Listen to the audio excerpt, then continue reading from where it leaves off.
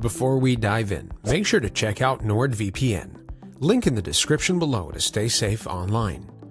Looking for a free open source ERP system that can actually compete with the big names? ERPNext gets a lot of hype, but does it actually deliver?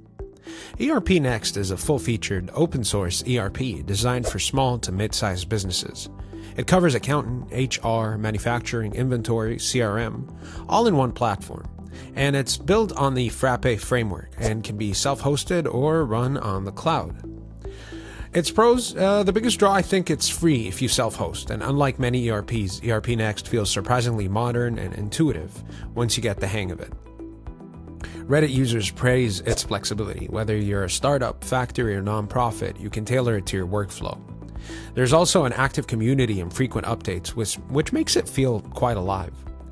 It's not plug and play, however. There's a learning curve, especially during setup and customization, and documentation has improved, but it still leaves gaps. If you don't have a dev on your team, or at least someone tech savvy, getting it fully operational can be frustrating.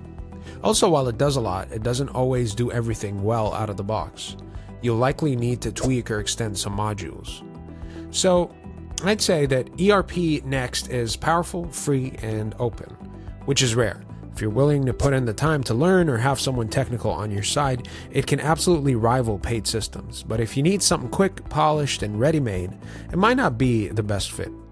Hit like if this helped, and let me know in the comments if ERPNext is something you'd actually deploy, or if you'd rather stick with the big names. And don't forget to subscribe for more videos like this. Thank you so much for watching.